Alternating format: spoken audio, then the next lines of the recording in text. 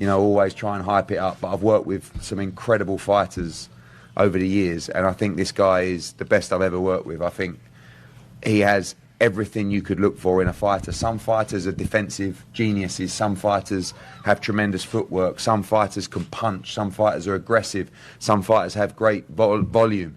He has absolutely everything. And this is going to be the most incredible journey over time. It's just getting started, 35-0. He lives the life. He's 28 years old right now. He's like 10 years younger than the pound-for-pound number one and pound-for-pound number two. And the future's incredible. So everybody here, questions for the champion and Bozy, the trainer, after another incredible performance. Right here, Eddie. Yeah. Fourth time, I believe, fighting here at this arena. Can you talk about the third time? Can you talk about the progression, having been here back now in Philadelphia and now producing this type of a performance?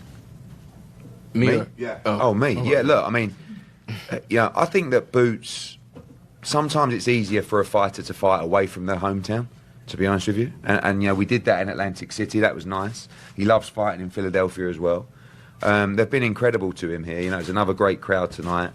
I think it's likely the next one will be on the road if we get what we want and if we get what we've been promised. But, you know, that doesn't always happen in boxing.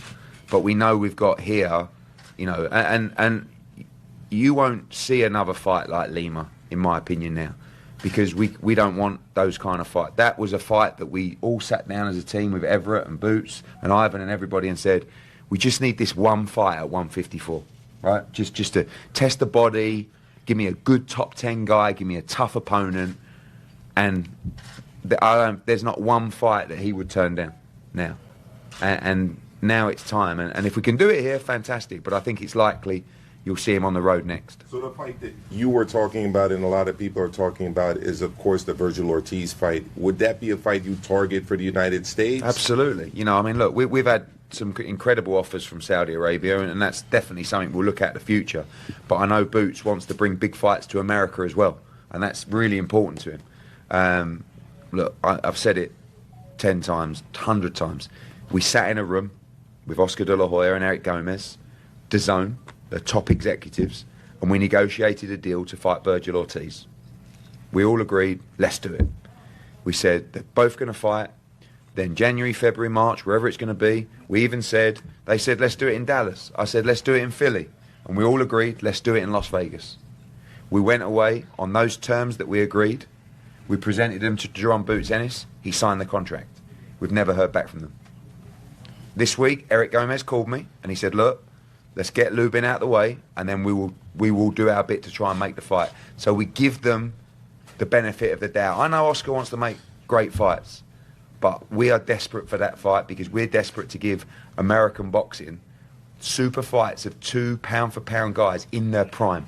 Not 2 guys that are in their late 30s, not 2 guys that are coming to the end of their career, 2 guys in their absolute prime. So if everybody's true to their word, you will see Boots against Ortiz in early 2026. No need for a Zuffa belt. No need for a Zuffa belt. JP Miranda, Latino Sports. Was that level of resistance from Lima about what you expected? And that question's for Boots or for yourself, Eddie.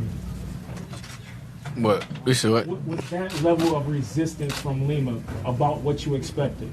I mean, he a bigger guy. He was a bigger guy. He fought at 60 a couple of times, and I just wanted to, you know, test my body out at 154. That's not the original guy that we was trying to get though, but yeah.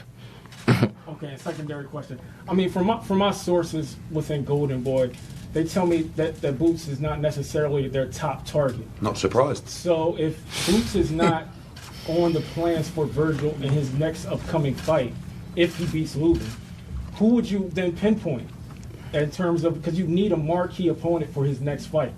I mean, who would be the 2 other guys that you would pick out? Mertzalaev, Fundora, Zayas.